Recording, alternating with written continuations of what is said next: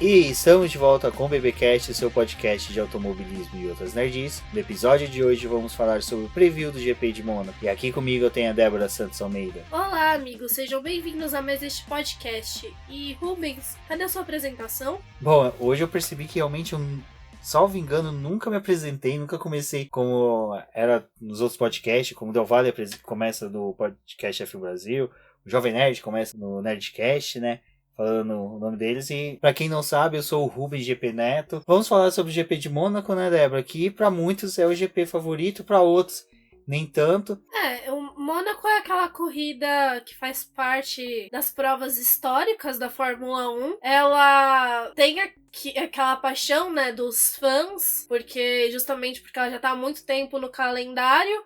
Mas ela acaba desagradando um pouco porque é mais uma corrida parada, depende de um safety car para poder dar uma emoção, a gente precisa de uma batida, um outro tipo de confronto que acaba lembrando um pouco, né, até a corrida da Espanha, que se não tem algum tipo de adversidade na pista, não é aquela corrida emocionante. Mas antes de irmos ao GP de Mônaco, vamos relembrar, né, o nosso campanha do Apoie-se, nosso financiamento contínuo e coletivo para o auxílio, né, do Boletim do Paddock, onde os nossos apoiadores participam e está cada vez crescendo mais, e são todos os apoiadores que estão sempre conversando com a gente, né, Débora? Acho que o legal dos nossos apoiadores é justamente a gente poder manter com eles um contato. Eles também acabam trazendo vários reviews, comentários sobre os programas, ideias sobre coisas para o site, ou até mesmo para o podcast. Então a gente gosta bastante desse tipo de contato com eles. Então fica aí o convite para você que ainda não é nosso apoiador se tornar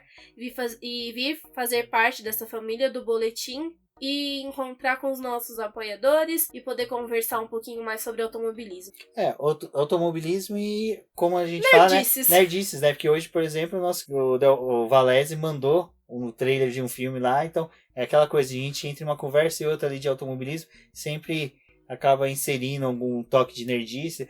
Tem o Ricardo Bannerman, que é um musicista, vamos pôr dessa forma, que tá com o Auto Radio, sempre compartilhando ali a pauta dele também, então é legal dos apoiadores que tem toda essa troca de experiência. Bom, então agora a gente vai relembrar, né, os apoiadores que contribuem com a quantia, que o nome deles é citado no podcast. Também o nome e o link do perfil deles nas redes sociais consta no post. E nossos apoiadores são Ricardo Bannerman, Maia Barbosa, Eliezer Teixeira, Luiz Félix, Arthur Felipe, Thiago Bullet, Rafael Celone, Will Mesquita, Anthony Santos, Rogério Froner, Helena Lisboa, Cássio Machado, Carlos Del Valle, Bruno Vale, Eric Nemes e Bruno Shinosaki do Fim do Grid. Bruno Shinosaki que retorna ao Boletim do Paddock com uma coluna da DTM, né?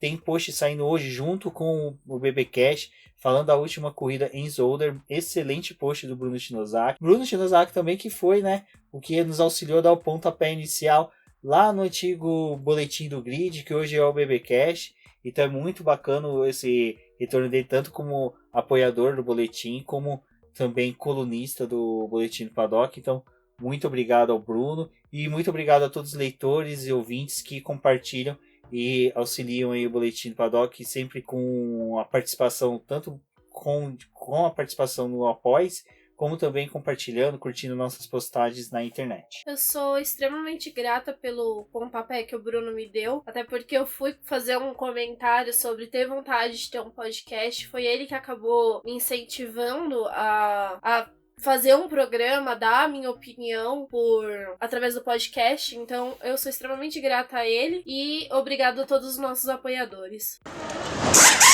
Bom, e agora, em definitivo, vamos para o GP de Mônaco, né, Débora? E o GP de Mônaco, como a gente sabe, ele é um dos mais tradicionais. Ele teve provas desde 1929, não foram provas oficiais do calendário da Fórmula 1, mas já utilizavam um traçado muito parecido com o que a gente tem, né, de Mônaco hoje. E depois, em 1949, era para poder ter sido o primeiro ano da primeira disputa da Fórmula 1, mas como o príncipe Louis II acabou falecendo nesse ano, eles decidiram adiar a Fórmula 1 para 1950 e foi quando a prova de Mônaco acabou entrando no calendário. Mas ela não foi uma prova fixa, né? Ela também teve aquele título honorífico da Fórmula 1, que era considerado o grande prêmio da Europa, e esse título às vezes servia para poder tampar uma corrida que ia ficar fora do calendário, ou para poder adicionar mais uma corrida ao calendário que era curto naquela época ainda. Bom, exatamente. Uma coisa que eu acho que o pessoal às vezes pode não ter conhecimento é que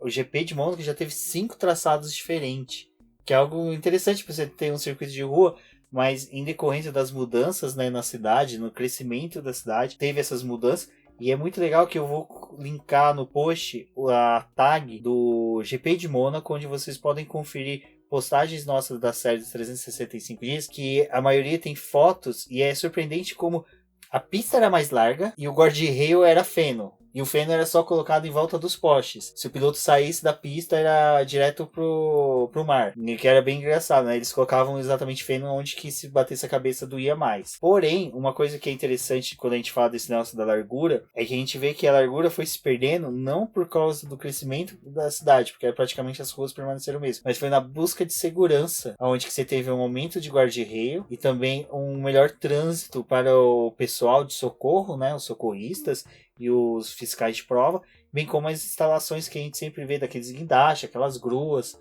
aonde que eu acabei de gravar agora com o Sérgio Milani e com a Cíntia Venus, referente ao EPIX de Mônaco. A gente até comentou sobre isso, que o traçado que o EPIX utiliza, né, a Fórmula E utiliza, não permite a colocação dessas gruas, desses guindastes. Já na Fórmula 1, sim. Então a gente tem toda essa questão que é muito legal de observar.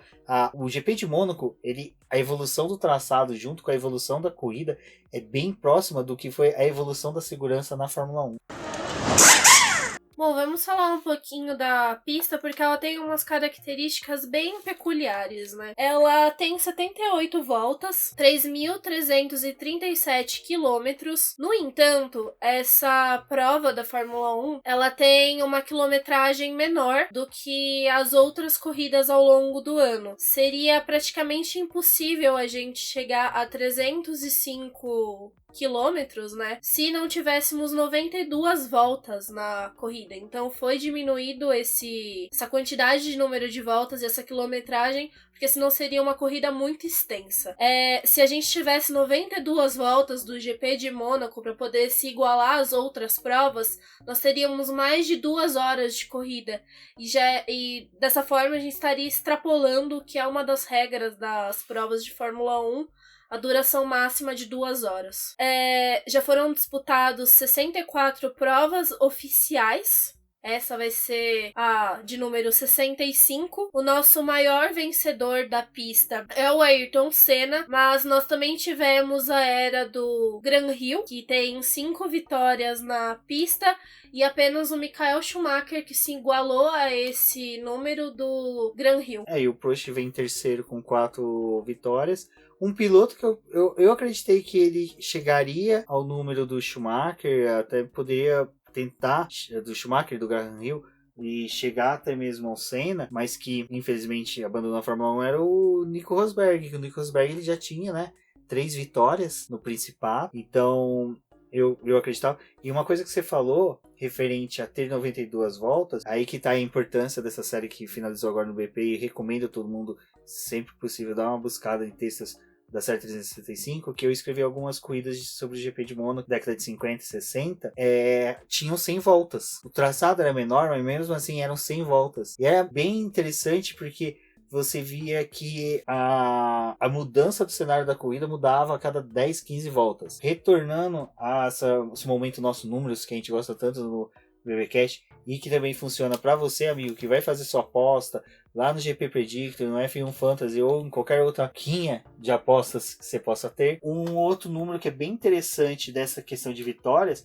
é a McLaren, que tem 15 vitórias no Principado, seguido da Ferrari com 9 vitórias e a Lotus com 7 vitórias. A Lotus, que vocês vão ver que aparece bastante aqui na questão de número de equipe, que a Lotus durante a década de 60 e 70 brilhou, e por ser um GP que tem desde a década de 50, ela vai estar constantemente relacionada aí aos recordes da pista. Sim, Rubens, mas o mais interessante é uma análise que a Fórmula 1 fez no site dela a respeito das melhores apostas para essa corrida. E em melhor aposta de chance de vitória aí, nós teríamos Lewis Hamilton e Sebastian Vettel como os melhores para poder obter uma vitória nesse circuito. Porque esse ano a gente não vai ter o Daniel Ricciardo, né, numa boa fase para poder competir por uma vitória. Poderia também se sair, né, dessa vez, a pole tão esperada do Max Verstappen. Então essas são algumas variações para essa corrida, mas a gente sabe que o Max Verstappen não tem um bom histórico nessa pista, porque ele já bateu 2 vezes de forma igual. Não, é impressionante. O Max Verstappen, ele tem o costume de carimbar o carro nos muros do autódromo. Do autódromo não, do circuito, né, de Mônaco. Eu acho que o retrospecto dele na pista é negativo, é uma pena, né, mas só que pra quem tá querendo ver algo, ele é um bom azarão para as apostas, já que o retrospecto dele não é bom. Sim, e por conta disso, por ele ser o azarão dessa prova, né, ele é o piloto que tá representando a Red Bull esse ano, então ele poderia ser uma boa aposta para essa corrida, porque afinal de contas ele não vai ter o Ricciardo, que é o cara de Mônaco, né? A gente tem a imagem do ano passado, acho que aquela vitória dele foi bem marcante, e até por conta do histórico que o australiano tem na pista. Exatamente. Então, já sabem, quem é um azarão, Max Verstappen. Uma equipe que eu acho que deve vir bem forte para Mônaco, apesar de todo os últimos GPs ter sido um pouco conturbado, é a Haas, que eu acho que em Mônaco a questão do aquecimento dos pneus ela não vai ter tanta dificuldade por ser um circuito travado.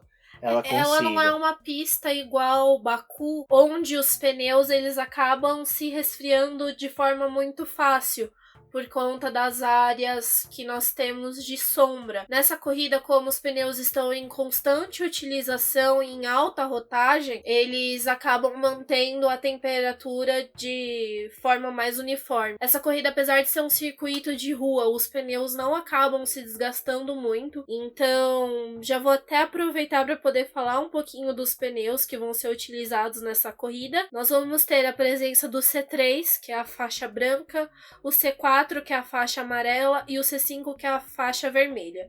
O C5 ele vai ser o composto mais macio dessa corrida e é a configuração utilizada no ano passado, só que com a nova nomenclatura da Pirelli. Então nós vamos ter de novo a gama de pneus mais macia. Essa corrida não costuma evoluir para 2 paradas, porque os pneus não são altamente consumidos, então a aposta, né, a melhor seria de apenas uma parada. Foi a estratégia utilizada no ano passado e ela é bem constante nesse circuito. Bom, algo que também, um número que vai ser interessante para ver nesse GP, porque é o da Alfa Romeo, porque a Ferrari, ela tem um bom retrospecto na GP de Mônaco, né? Teve a vitória do Sebastian Vettel em 2017. O Daniel Ricciardo venceu ano passado com a RBR. A Mercedes ganhou em 2016.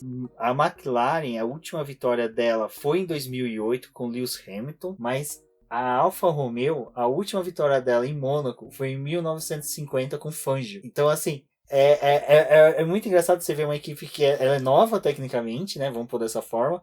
Mas só que o número dela que traz de vitória foi a primeira vitória do circuito, com a lenda Fangio. Pensa qualquer tipo de comentário. Melhor do mundo de todos os tempos, desculpa. Mas é legal isso. E vai ser legal. Seria bacana a gente ver uma boa atuação do Kimi Raikkonen, até do Giovinazzi com o carro lá, porque daria todo esse tom nostálgico que todo fã de Fórmula 1 gosta.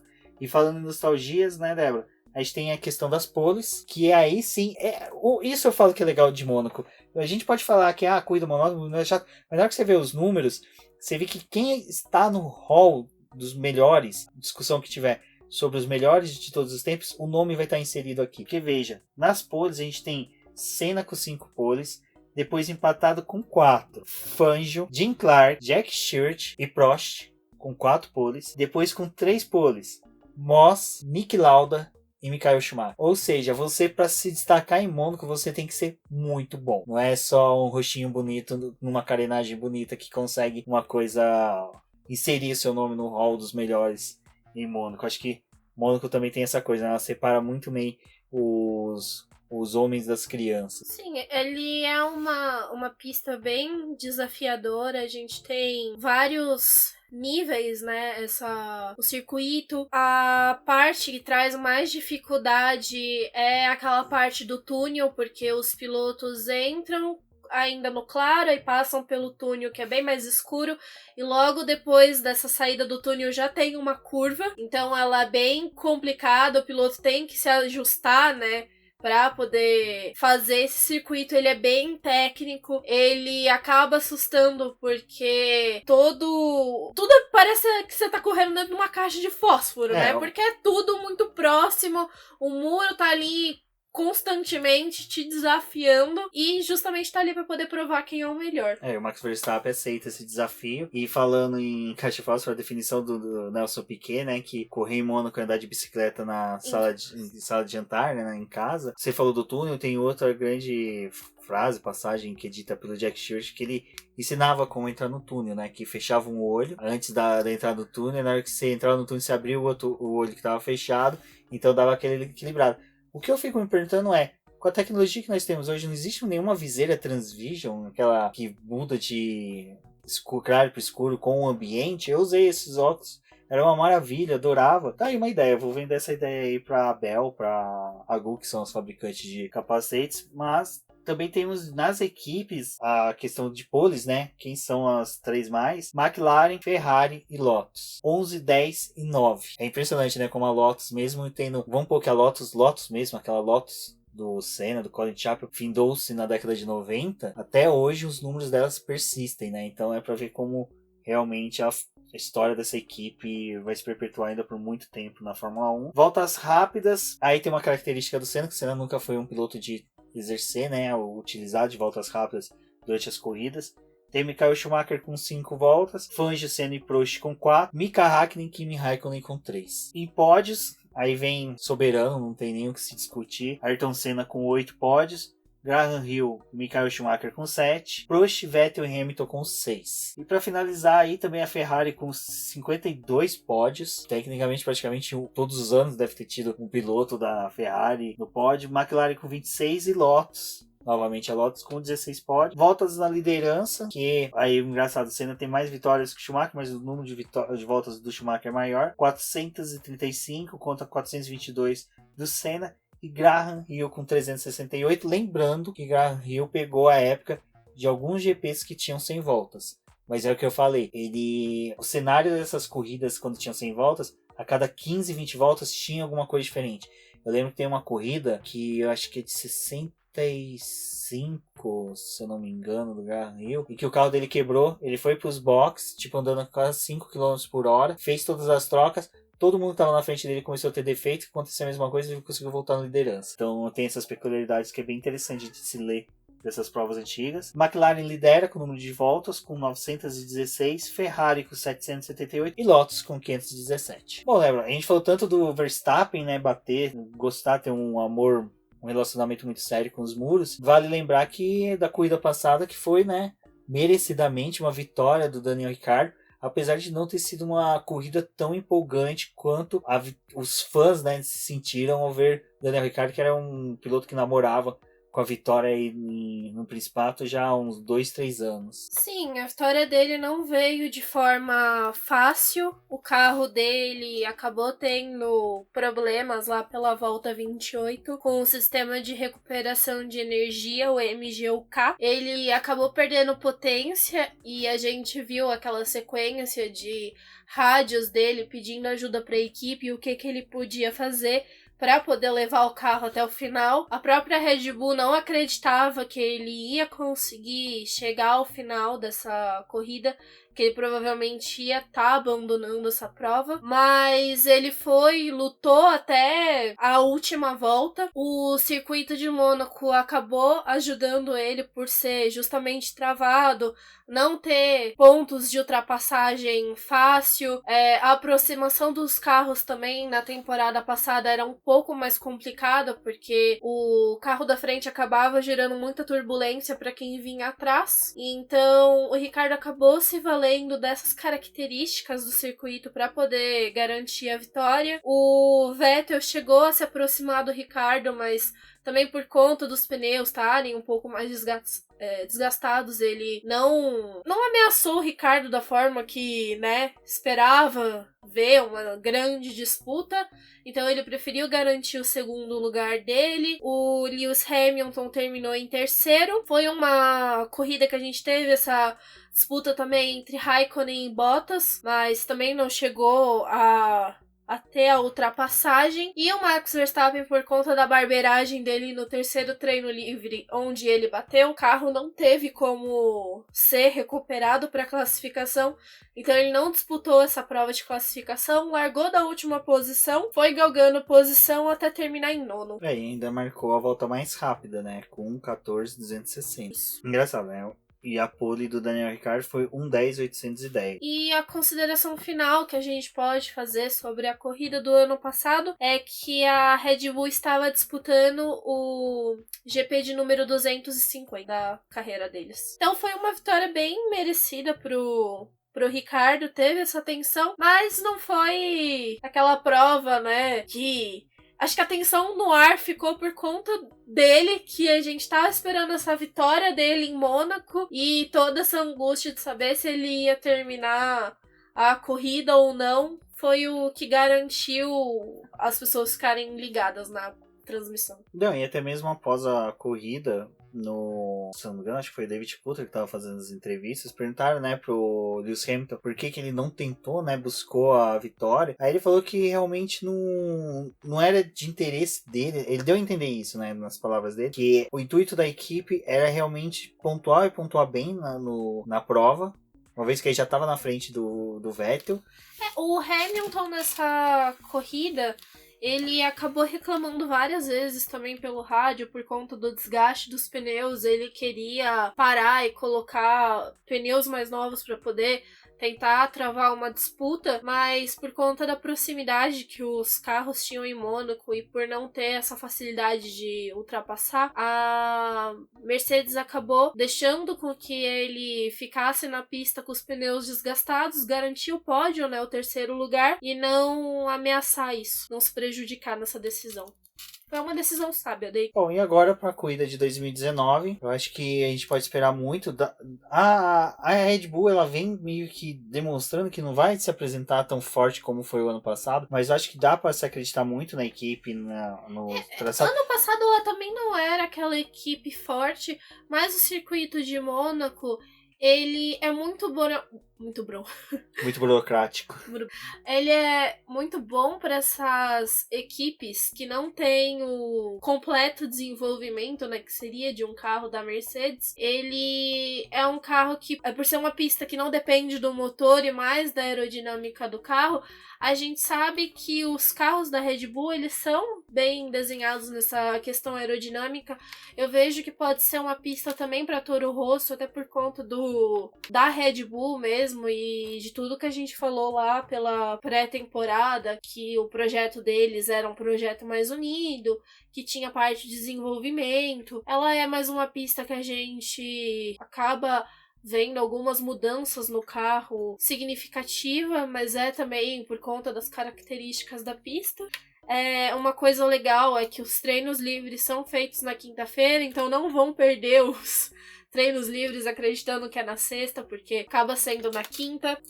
O período da sexta-feira nós temos alguns eventos que os pilotos acabam sendo chamados, convidados, então acaba surgindo algumas coisas, algumas especulações lá por Mônaco.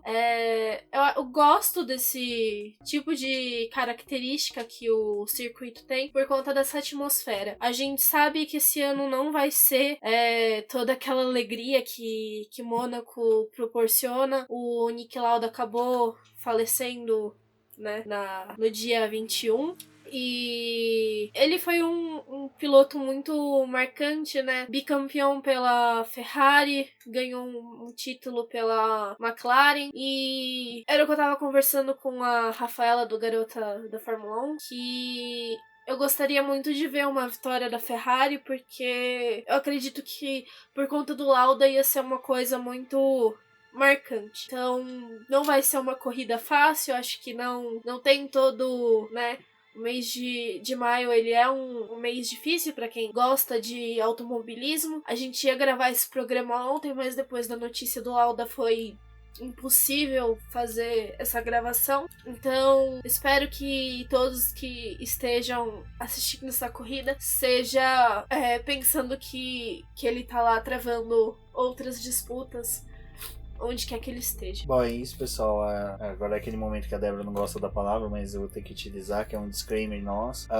Tanto a pauta que seria pro GP de Mônaco, do preview, a gente vai transformar num especial durante as férias do meio de ano sobre Mônaco. Eu vou dividir em 3 partes. Uma falando do histórico da pista, pré-Fórmula 1, depois do período de Fórmula 1, e depois falando sobre os 2 grandes nomes que orbitam, né, o GP de Mônaco, que é o Graham Hill e o Ayrton Senna. E sobre o Niki Lauda, a gente também decidimos que vamos fazer um especial sobre ele nas férias, então você já tem aí antecipado de conhecimento 2 pautas nossas, porque até a gente discutiu, fala ou não fala durante a corrida, mas vocês verem, a Débora já só de fazer citação agora já ficou bem emocionada. Eu também, uma coisa que o Valese lembrou esses dias no Twitter, após o falecimento do Lauda, que ele foi o único campeão dentro das 2 maiores rivais da Fórmula 1, que apesar da McLaren estar numa péssima fase, a maior rivalidade da Fórmula 1 ainda é McLaren e Ferrari. As duas disputam até hoje quem vai mostrar o carro primeiro.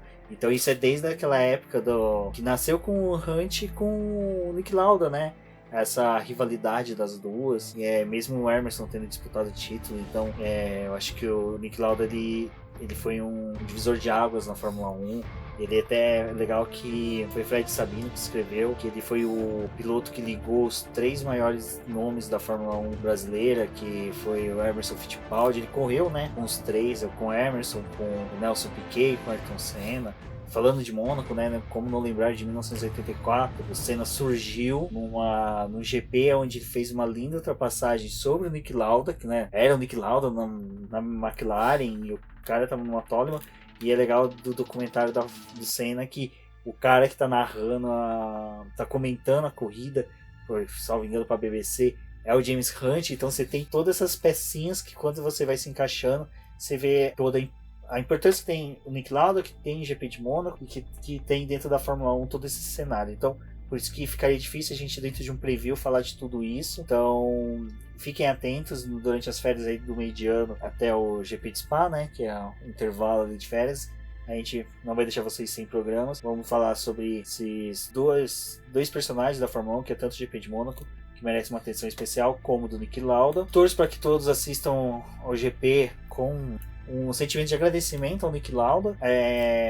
Peço a todos que acompanhem com a gente, né? Como a Débora sempre lembra, pela hashtag F1NoBP. Conversem com a gente nas redes sociais. Não deixem de visitar nossa plataforma Apoies. Com os novos apoiadores que vocês viram que entraram agora, a gente está mais otimista para atingir novas metas.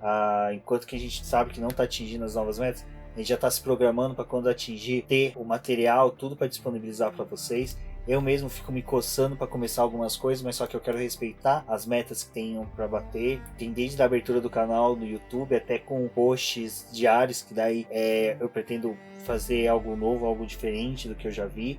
Para quem quiser saber um pouquinho sobre como seria, tem o Auto Radio podcast que eu participei de uma entrevista com o Ricardo Banniman. Bom, é isso. Agradeço a todos que ouviram a gente até aqui. Eu me apresento agora novamente, eu sou o Rubens GP Neto. Podem me chamar no Twitter, nas demais redes sociais. E até o GP de Mônaco. Não falei sobre a Indy 500 porque eu ainda estou puto da vida com a McLaren, com o Fernando Alonso, com o vexame que fez com a gente. Mas não se preocupem que sim, eu vamos comentar sobre a Indy 500, né? Sobre a corrida. Mas pro preview tô com muitos sentimentos, desde conflitos de raiva da McLaren, do vexame que ela fez a gente passar, o 7-1 que nós passamos, e a tristeza, o luto pelo Nick Lauda, que, como a Débora disse, é um personagem que ele é tão grande quanto é a própria Fórmula 1 hoje. A gente acabou conversando antes da gravação, a gente queria citar o Lauda, mas a gente acabou deixando pro final. Não queria deixar esse clima triste aqui, mas é difícil falar de uma figura tão marcante na Fórmula 1. A gente, por mais que muitos que escutem talvez não estivessem, né? Não viram o acidente dele, a gente sabe que ele renasceu. A gente tem filme, tem documentário, tem várias coisas que falam a respeito disso. Então ele é uma figura muito marcante. Ele ajudou o Hamilton, né? Tá na Mercedes, ele teve um grande papel por ter influenciado o Hamilton e chamado ele. Então é uma figura muito importante mesmo. E a gente pretende fazer um programa só pra ele. Foi mais uma perda da Fórmula 1. É difícil a gente ver os nossos ídolos indo embora, né? Mas tenho certeza que ele cumpriu o papel dele aqui. E, bom, pra poder não me alongar, eu gostaria de agradecer a todos vocês que escutaram o programa até aqui. Não deixem de conferir o nosso programa do Apoie-se e conversar com a gente nas redes sociais do Boletim do Paddock através da hashtag Fórmula 1 no BP e o BPCast. Até a próxima!